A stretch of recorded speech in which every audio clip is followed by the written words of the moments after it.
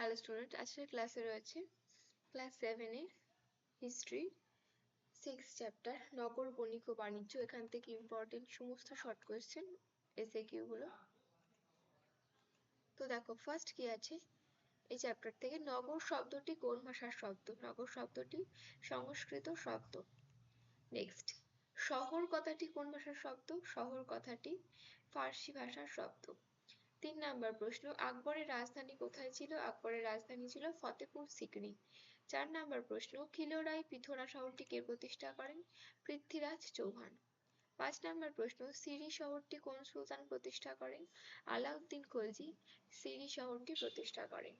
6 number প্রশ্ন, তুগলকাবাদ শহরটিকে প্রতিষ্ঠা করেন? গিয়াসউদ্দিন তুগলক তুগলকাবাদ শহরটি প্রতিষ্ঠা করেন। 7 নাম্বার প্রশ্ন, কে কবে জাহানপনা শহরটি প্রতিষ্ঠা করেন? মোহাম্মদ বিন তুগলক জাহানপনা শহরটি প্রতিষ্ঠা করেন। নেক্সট 8 নাম্বার, ফিরোজাবাদ শহরটি কে কবে প্রতিষ্ঠা করেন? ফিরোজ শাহ তুগলক ফিরোজাবাদ শহরটি প্রতিষ্ঠা করেন। 9 নাম্বার, শাহজাহান নির্মিত একটি শহরের নাম লেখো। শাহজাহানাবাদ। 10 নাম্বার প্রশ্ন, দিনপনাহ শহরটি কে প্রতিষ্ঠা করেন? হুমায়ুন দিনপনাহ শহরটি প্রতিষ্ঠা করেন। মঙ্গোল কারা ছিল? মধ্য এশিয়ার এক দুর্ধর্ষ জাতি হলো মঙ্গোল। 12 নাম্বার প্রশ্ন, মুসলিম সভ্যতার একটি বড় ক্ষেত্র কোনটি ছিল? বাগদাদ ছিল মুসলিম সভ্যতার একটি বড় কেন্দ্র। 13 নাম্বার প্রশ্ন, কাকে হযরত ই দিল্লি বলা হতো? সুফি সাধকদের অন্যতম পীঠস্থান হয়ে উঠেছিল দিল্লি, তাই দিল্লির নাম হয়েছিল কি হয়েছিল? হযরত ই দিল্লি।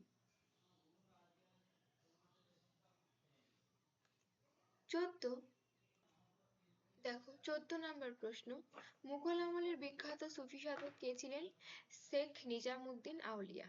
15 নাম্বার প্রশ্ন, কোটলা মানে কি? কোটলা শব্দের অর্থ দুর্গ।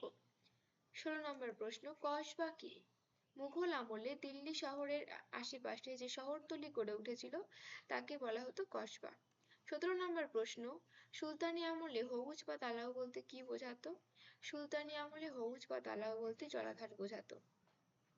18 নম্বর প্রশ্ন, সুলতানরা সুশাসনের প্রতীক হিসেবে কি করতেন? সুলতানরা সুশাসনের প্রতীক হিসাবে জনসাধারণের জন্য জলাধার খনন করতেন এবং সংস্কার করতেন। 19 নম্বর প্রশ্ন, হৌজ ই শামসি কে খনন করেন? সুলতান ইলতুৎমিশ হৌজ ই শামসি খনন করেন। 20 নম্বর প্রশ্ন, হৌজ ই শামসির অপর নাম কি? হৌজ ই সুলতানি। 21 নম্বর প্রশ্ন, হৌজ ই আলাই কি? আলাউদ্দিন খলজি চারকোনা বৃহৎ একটি জলাধার খনন করেছিলেন যা হৌজ ই আলাই নামে পরিচিত। আগ্রা শহরের প্রতিষ্ঠা কে করেন? সিকান্দার লোদি। 23 নম্বর প্রশ্ন, সুলতানি সাম্রাজ্যের রাজধানী আগ্রা কবে হয়? 1505 সালে। 24 নম্বর প্রশ্ন, আকবরের আমলে বুন্দেলখণ্ডের প্রধান দুর্গনগরী কি ছিল? গোয়ালিয়র। 25 নাম্বার, নহর ই বেহেস্ত কি? লালকেল্লার জলবাহী নালাগুলিকে বলা হতো নহর ই বেহেস্ত। 26 নাম্বার প্রশ্ন, শাহজাহানাবাদ কবে তৈরি হয়? 1639 সালে। 27 নাম্বার প্রশ্ন, মুঘল আমলে হাভেলি বলতে কি বোঝাতো? শাহজাহানাবাদে সবচেয়ে বড় ও সুন্দর বাড়িগুলিকে মুঘল আমলে হাভেলি বলা হতো। 28 নাম্বার প্রশ্ন, মুঘল আমলে মকান ও কোঠি বলতে কি বোঝানো হতো? শাহজাহানাবাদের নিচু স্তরের বাড়িগুলিকে বলা হতো মকান ও কোঠি। 29 নম্বর প্রশ্ন, কাকে চিরাগ ই দিল্লি বলা হতো? সুফি সাধক শেখ নাসিরউদ্দিনকে চিরাগ ই দিল্লি বলা হতো। 30 নম্বর প্রশ্ন, চিরাগ ই দিল্লি কথাটির অর্থ কি? দিল্লির প্রদীপ। 31 নম্বর প্রশ্ন, তঙ্কা ও জিতল কি? ইলতুৎমিশ প্রবর্তিত দুটি মুদ্রা তঙ্কা ও চিতল। রূপোর মুদ্রা ছিল তঙ্কা এবং তামার মুদ্রা চিতল। নেক্সট 32 নম্বর প্রশ্ন, মোহর বা আশরাফি কি? মুঘল আমলে সোনার মুদ্রা মোহর বা আশরাফি নামে পরিচিত ছিল। 33 নম্বর প্রশ্ন, হোন কি? বিজয়নগরে সোনার মুদ্রা হোন নামে পরিচিত ছিল। 34 নম্বর প্রশ্ন, রূপাইয়া কি? মুঘল আমলে রৌপ্য মুদ্রা ছিল রূপাইয়া। 35 নম্বর প্রশ্ন, হুন্ডি ছিল এমন এক ধরনের কাগজ। হুন্ডি কি? হুন্ডি ছিল এমন এক ধরনের কাগজ যা আধুনিক সময়ের চেকের মতো। বণিকরা কোনো জায়গায় টাকা জমা দিয়ে সেই কাগজ নিয়ে অন্য জায়গায় প্রয়োজন মতো ভাঙিয়ে নিত। কারণ বণিকের এক জায়গা থেকে আর এক জায়গায় টাকা নিয়ে যাওয়ার ক্ষেত্রে হুন্ডি সুবিধাজনক ছিল, যেমন এখনকার দিনে চেক সেই রকম আগেকার দিনে হুন্ডি। 36 নাম্বার, সরাফ বলতে কি বোঝো? মুঘল আমলে টাকা বিনিময়ের কাজ করতো যারা, তাদের বলা হতো সরাফ। 37 নম্বর প্রশ্ন, পর্তুগিজরা কবে প্রথম ভারতে পদার্পণ করেন? 1498 খ্রিস্টাব্দে ভারতের কালিকট বন্দরে ভাস্কো ডা গামা প্রথম ভারতে পদার্পণ করেন। 38 নম্বর প্রশ্ন, পর্তুগিজদের ভারতে আসার প্রধান উদ্দেশ্য কি ছিল? ভারত ও দক্ষিণ পূর্ব এশিয়ার মশলা বাণিজ্যকে দখল করা। 39 নম্বর প্রশ্ন, তৈমুরলং কত সালে ভারত আক্রমণ করেন? 1398 সালে তৈমুরলং দিল্লি আক্রমণ করেন। 40 নম্বর প্রশ্ন, ভাস্কো ডা গামার পরে কোন পর্তুগিজ নৌসেনাপতি ভারতে আসেন? সেনাপতি ডিউক অফ আলবুকার্ক। 41, দাদন বলতে কি বোঝায়? দাদন কথার অর্থ অগ্রিম অর্থ বা কাঁচামাল।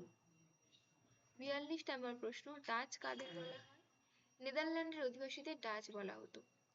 43 নম্বর প্রশ্ন, দিনেমার কাদের বলা হতো? ডেনমার্কের অধিবাসীদের বলা হতো দিনেমার। 44 নম্বর প্রশ্ন, ওলন্দাজ শব্দটি কোন শব্দ থেকে এসেছে? পর্তুগিজ শব্দ হল্যান্ডেজ থেকে। 45 নম্বর প্রশ্ন, কে কবে পর্তুগিজদের হুগলি থেকে বিতাড়িত করেন? শাহজাহান 1632 খ্রিস্টাব্দে দাস ব্যবসার অপরাধে পর্তুগিজদের হুগলি থেকে বিতাড়িত করেন। 46 নম্বর প্রশ্ন, সম্রাট জাহাঙ্গীরের রাজসভায় কোন বিদেশি দূত এসেছিলেন? সম্রাট জাহাঙ্গীরের রাজসভায় রাজা প্রথম জেমসের দূত টমাস রো এসেছিলেন।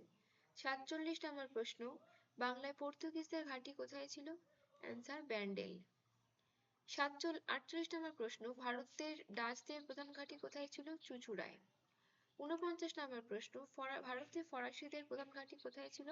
চন্দননগরে ফরাসিদের প্রধান ঘাঁটি ছিল। 50 নম্বর প্রশ্ন, ভারতে দিনেমার ও ইংরেজদের প্রধান ঘাঁটি কোথায় ছিল? শ্রীরামপুরে দিনেমার এবং কলকাতায় ইংরেজদের প্রধান ঘাঁটি ছিল।